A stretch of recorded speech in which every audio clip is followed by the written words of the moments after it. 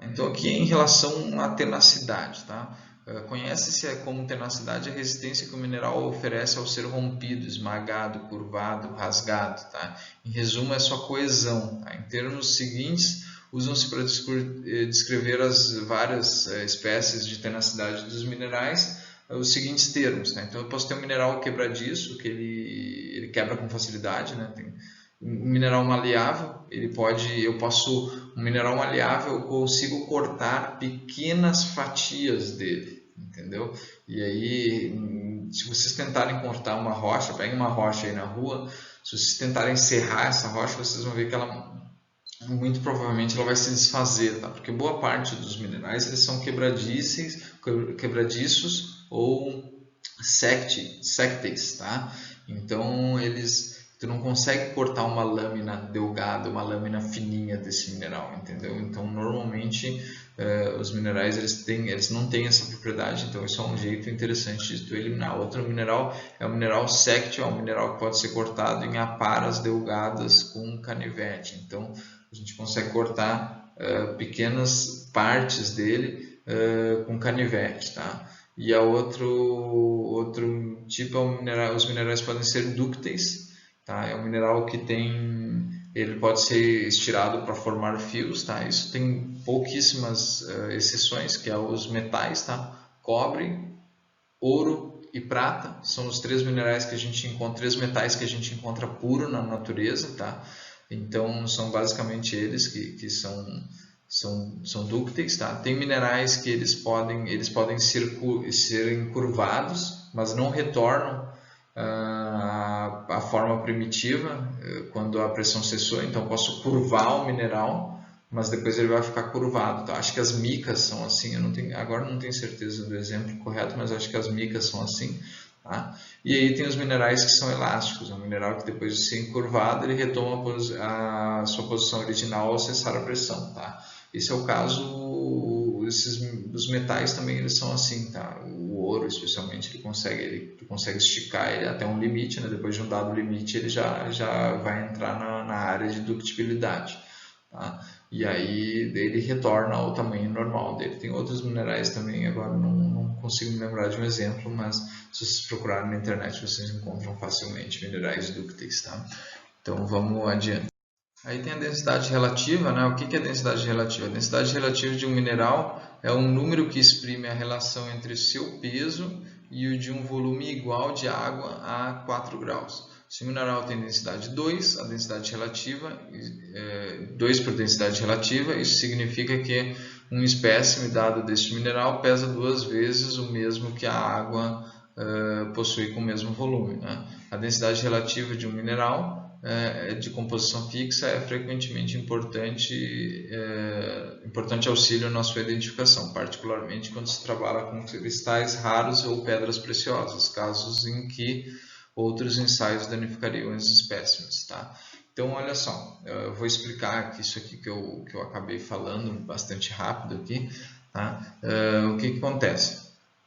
Todos aqueles negócios que eu falei até agora, aquelas propriedades que eu falei, ou boa parte delas, tu precisa quebrar o teu material para descobrir qual que é o tipo de fratura, qual que é a tenacidade dele, se ele tem clivagem ou não tem. Agora tu imagina se tu tem uma pedra preciosa que ela só vale porque ela está daquele tamanho e com aquele cristal formado, e aí tu vai fazer um ensaio de tenacidade. Tu tem que quebrar a pedra para olhar a pedra ornamental ali, a rocha, o mineral precioso ali, tu vai ter que quebrar ele para descobrir que ele era precioso. Não faz muito sentido, né? Então, um jeito de tu driblar isso é fazer ensaios de densidade, tá? Os ensaios de densidade que eu vou só explicar aqui básico, bem básico do princípio. Se vocês pegarem uma norma ali para fazer um ensaio de densidade, ela é bem diversificada, é bem diferente, tem que fazer outras medidas, mas eu vou explicar mais ou menos qual que é o princípio para a medida de densidade, tá? Eu vou ter um frasco, esse frasco vazio, eu peso o frasco vazio, né? Aí depois eu peso esse frasco vazio com o mineral que me interessa, que eu quero medir a densidade. Então eu vou ter ali, eu consigo através da diferença entre um e outro, eu consigo tirar a massa do mineral, né? Aí eu completo esse frasco com água. E a massa da água, a gente conhece a densidade da água, tá? A densidade da água a 4 graus, a cada litro de água pesa 1 quilo. Tá? Então a gente tem a densidade, que é 1 kg por litro, né? Então aqui, ó, eu sei o seguinte, quando eu olhar, eu vou pesar esse cara aqui, né? Aí depois eu vou preencher de água. Antes de eu preencher de água, eu taro a balança, e aí eu pego e completo de água. Aí eu vou saber quanto que eu coloquei de água para fechar, para completar o meu recipiente, né? Completei o meu recipiente, eu sei quanto eu tenho de água e quanto eu tenho de mineral que me interessa, né? Então, olhando, eu sei o volume, aí depois eu vou fazer o quê? Eu vou encher, eu vou tirar tudo que tinha dentro do recipiente, eu vou encher ele inteiro de água. Quando eu encher ele inteiro de água, eu vou ter uma massa de água dentro do recipiente, certo? Então aqui eu vou pegar e fazer o seguinte, essa massa de água aqui, como eu sei a densidade da água, vai me dar o quê? O volume de água que eu tinha dentro do recipiente. Tá? Com a massa de água que eu coloquei no recipiente na terceira situação aqui, eu sei que o quê? Eu sei o volume total do recipiente, eu sei o volume de água que eu coloquei aqui. Se eu sei o volume total e o volume de água que eu coloquei aqui, se eu subtrair do volume total o volume de água que eu coloquei, eu vou achar o volume do meu material que me interessa saber a densidade. Eu sabendo o volume do material que me interessa saber a densidade e dividindo esse volume aqui, dividir ele pela massa, eu vou ter, pegar a massa desse material e dividir essa massa por esse volume aqui, eu vou acabar achando a minha densidade. Tá? Então esse é um jeito de calcular a densidade, existem diversos jeitos, ensaios que consideram os poros, não consideram os poros e tal. Estou só falando do jeito mais simples de calcular, tá? E mais rudimentar. Inclusive até para isso aqui tem outras ferramentas melhores para calcular os frascos mais. Eu desenhei frascos, peguei um desenho de frascos retangulares, não é assim que acontece na vida real, mas eu só estou explicando para vocês o princípio de como se faz, tá bom? Então é basicamente isso, a gente vai para o próximo propriedade. Bom, então agora eu vou começar numa gama de propriedades dependentes da luz, tá? Esse slide aqui vai ser dedicado ao brilho, acho que nos próximos 4 ou 5 slides eu vou falar de propriedades dependentes da luz. Existe uma enormidade de propriedade que os meus minerais eles podem ter em relação ao contato deles com a luz, ou quando eles são atravessados por ondas de luz, né? E aí vocês vão, agora vamos começar aqui com brilho, mas vocês vão ver mais uma gama de outras propriedades de interesse, tá? Então, chama-se de brilho a aparência geral da superfície de um mineral à luz refletida, tá? Então, quando eu incido uma luz sobre um mineral, a reflexão dessa luz me dá um brilho, tá? O brilho dos minerais eles podem ser divididos em 2 tipos. Então eu tenho o brilho metálico, bem característico, eu até nem coloquei figura aqui, porque todos vocês conseguem olhar o metal polido ali, olhar o brilho, aquilo é o brilho metálico. Os outros brilhos são os brilhos que eu vou descrever para vocês aqui, tá? Então não existe uma linha nítida dividindo o que é brilho metálico e o que é o brilho não metálico, que é o que eu vou tentar descrever aqui, tá? Mas se tu não consegue enxergar, descrever, dizer se é um brilho metálico ou não, aí a gente chama isso de brilho submetálico, tá? Agora, os outros tipos de brilho que eu consigo descrever, e eu vou mostrar para vocês aqui, são os brilhos não metálicos, tá? Então aqui eu vou começar para vocês primeiro descrevendo o brilho vítreo, tá? O brilho vítreo ele tem um brilho igual um de um vidro, tá? E aqui eu tenho um exemplo aqui do quartzo que tem um brilho vítreo, tá? E aí também a gente tem o brilho resinoso, tá? Que é um material que acaba tendo uma aparência de uma resina, tá? Então para quem já viu aí alguém fazendo alguma coisa de resina, solidificando uma resina ali, o brilho resinoso ele tem um brilho bastante semelhante à da esfalerita aqui, tá? Então aqui tem cristais de esfalerita que parecem uma resina solidificada, tá? E aí a gente tem o brilho nacarado, que é uma aparência de pérola, tá? Então a apofilita, esse mineral aqui, ele tem, eu não sei se dá para enxergar muito bem aqui, mas se vocês procurarem essa mesma foto, só procurar a apofilita na internet, ali vocês conseguem ampliar bem e dar uma olhada como tem um aspecto, o mineral quebrado ali, as fraturas dele tem um aspecto de pérola, parece que tu quebrou um mineral, uma pérola na realidade, né? Então é bem bem interessante ali. É interessante que vocês olhem ali e vejam o que é um brilho nacarado. Aí tem o brilho gorduroso, né? Que tem a aparência de estar recoberto por uma camada delgada de óleo, né? Então aqui é o caso do quartzo maciço, assim, aquela coisa que parece que mergulhou no óleo de soja, assim, retirou, parece que está meio deslizante, assim, meio ceboso, né? Então esse é o brilho do quartzo maciço e é chamado de brilho gorduroso. Aí tem o brilho sedoso, tá? Que é um aspecto de seda, tá?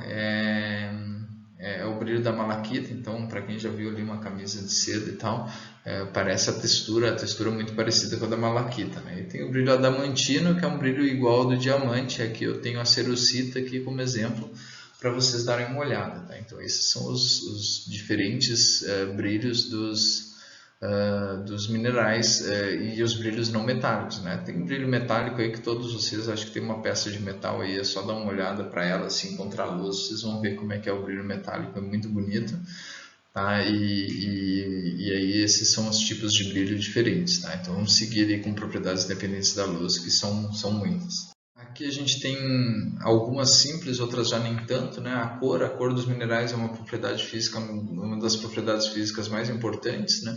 Para muitos minerais, especialmente os que exibem brilho metálico, a cor é propriedade definida e constante e servirá como meio de identificação significativo. Então, se a gente vê um mineral ali de brilho metálico, tá? Ele tem um aspecto metálico, a partir da cor, você tem grande possibilidade de saber que mineral é, ou pelo menos tem um bom indicativo, tá? E os minerais de brilho não metálico, eles já têm variância de cor maior, então a cor já não é tão interessante assim quanto para os minerais de brilho metálico. Por quê? Porque às vezes ali um elemento traço ali acaba modificando totalmente a cor, sabe? Uma impureza muda ali de branco para amarelo, no caso num quartzo ali, e aí isso pode te iludir totalmente do que tu está pensando. Mas para os minerais que têm brilho metálico, a cor é bem interessante, assim como um parâmetro para tentar descrever. Tá? E o traço é a cor do pó de um mineral. Aliás, a cor do pó de um mineral se conhece como um traço, tá? Por quê? Porque inicialmente se usava uma placa de dureza 8, se não me engano, e tu riscava o mineral em cima da placa. A cor desse risco, assim, ela é bem característica e aí ela já, diferentemente da cor externa, assim, que tu enxerga, a cor do pó ela já não modifica tanto em relação às impurezas. Então, a cor do pó de um risco, né, do mineral, ela pode nos dar ali uma identificação também bastante interessante. Mas é claro, se a minha placa tem dureza MOS 8, lá como a gente aprendeu, se eu chegar com um mineral de dureza MOS 9, eu já não vou conseguir extrair meu traço e descobrir qual que é a cor do traço, né? Então, isso servia mais para minerais com dureza menor que 8, tá? E outra maneira de fazer isso é pulverizar o meu mineral até chegar na forma de pó e eu vou descobrir qual é a cor do traço, porque a cor do traço é a mesma cor do pó. Tá?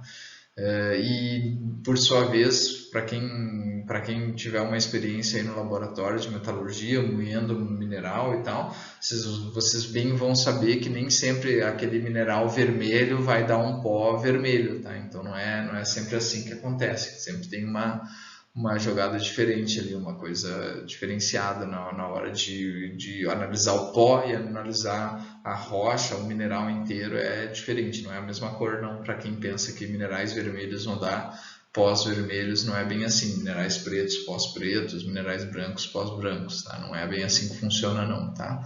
Então vocês têm que ter atenção com isso aí. Aí jogo de cores, diz-se de um mineral que apresenta o jogo de cores quando ao virá-lo se vê em cores espectrais em rápida sucessão.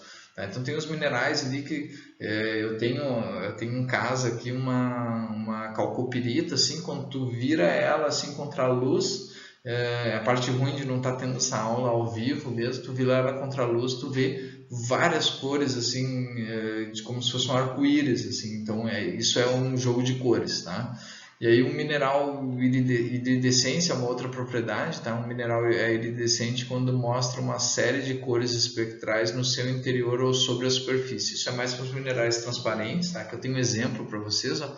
quando tu olha dentro ali desses cristais aqui, você consegue ver várias cores diferentes, né? E isso é iridescência, tá? Isso é uma propriedade que nem todo mineral tem, alguns têm, e serve para descrever. Talvez você consiga eliminar algumas hipóteses ali quando tu tentar descobrir que mineral que tu está trabalhando, tá?